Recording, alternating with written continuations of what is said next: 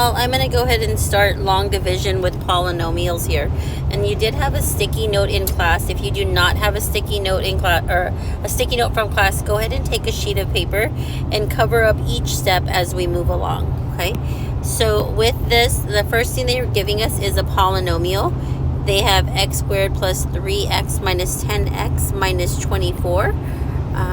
And what we are going to do first off is make sure that our degree is in standard form and that we have every term. With that, I mean we have every degree. So we have the third degree, we have second degree, we have first degree, and then we have a constant term. Okay? If we were missing a degree, for example, if there was no 3x to the second, we would have put in a space holder of 0x to the second power. Okay? All right, now what we are looking at is they're telling us f of negative 2. In this case, it is x equals negative 2 for our input value. We want to set it equal to 0, so when we move the negative 2 over to the other side, our factor becomes x plus 2. Okay, that factor is what we are going to use as our divisor. So I'm going to go ahead and take this sticky note here, and I am going to move it down to reveal the first box and cover up the second box. Now that divisor of x plus 2 is what we are going to put outside the division bar. Okay. Let's go through right here and look at a couple terms of vocabulary. The first one, the x plus 2, or the value outside the division bar, is called the divisor. That's the divisor polynomial. The polynomial underneath the division bar is called the dividend.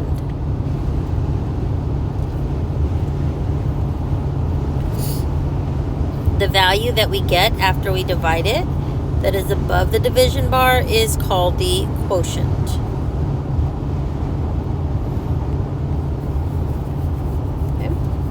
So, only piece that I've written on this was x plus 2. So what I'm going to do now is I'm going to uncover step 2 and see if our step 1 is correct, because it is correctly written in step 2. So now I'm covering up step 3. So what I see here is that I wrote in x plus 2, and that's exactly what they have is x plus 2. So we've done that step correctly. So yes, the answers are already there, but we're walking through it to see if we can find that answers and then use their solution to check our work. So step 2 is we are going to look at what can we multiply x by to get x cubed. What value is that? Okay. So x times x squared would give me x cubed. Now using distribution, x squared times x gives me, oops, wait, hold on. Said I was just going to do one step at a time. So that value is x squared. So what I'm going to do is take the sticky note, uncover step 3, and see if we did that correctly. Now covering step 4. Okay. So we did get x squared correctly. Step 3 is to distribute or multiply the answer on top to everything in the divisor. So I have x squared times x gives me x to the third power. X squared times 2 gives me positive 2x squared. Okay. With long division, we would take those two values and we are going to subtract them. Okay. Now let's go uncover step 4 and see if we did step 3 correctly. Okay, we do have negative parentheses x cubed plus 2x squared.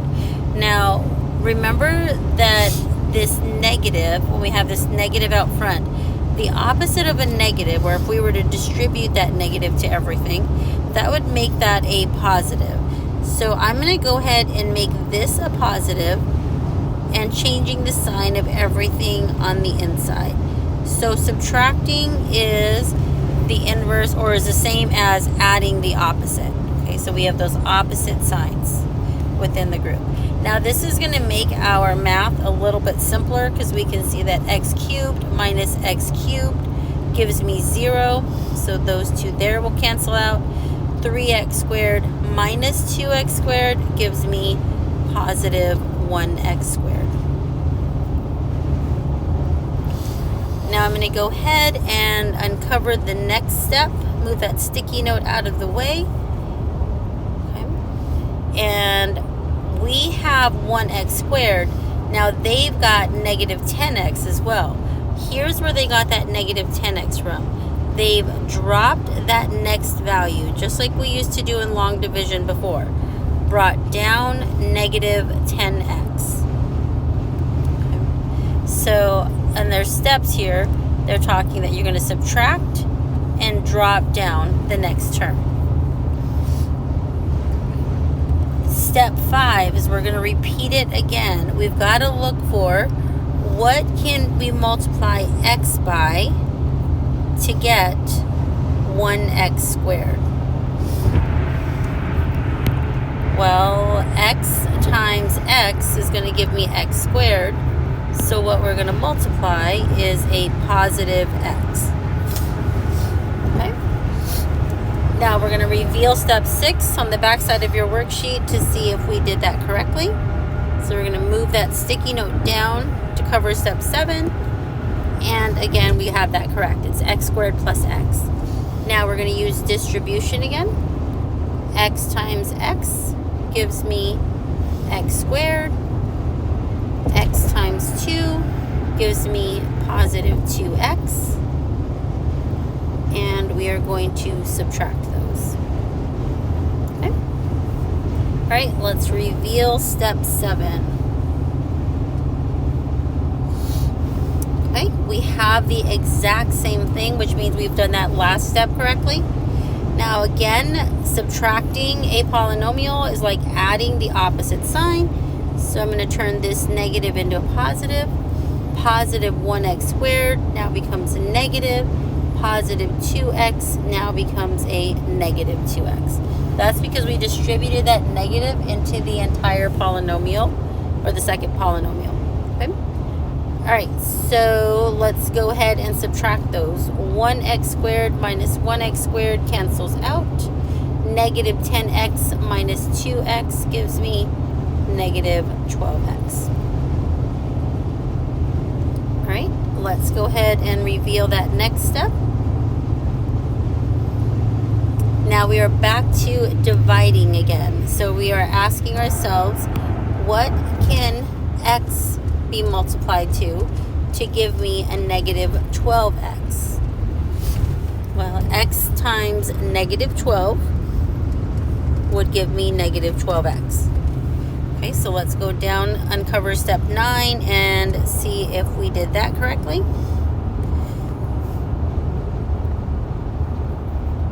Okay, we did do that step correctly, so let's go ahead and use distribution and then subtract.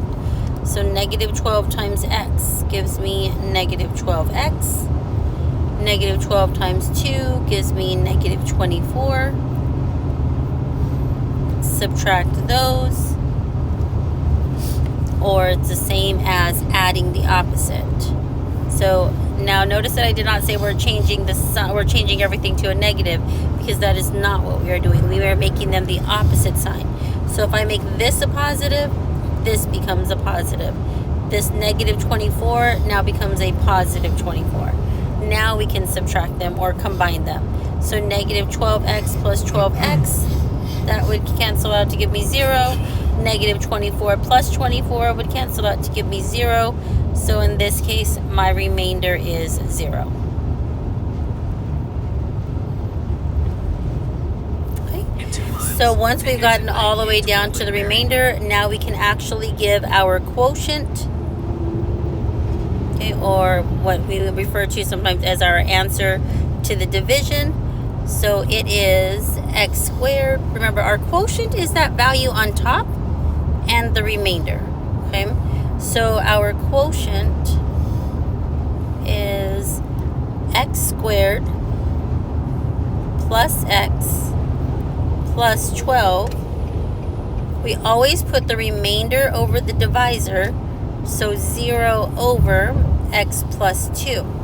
However, 0 divided by anything is always going to give us 0. So the simplified version, or the actual written version of our quotient, is x squared plus x plus 12. Okay? All right, I hope this video helped you out some with long division. The steps are written there as well, but I just wanted to get to this point where I worked through this equation. All right, have a great afternoon, guys.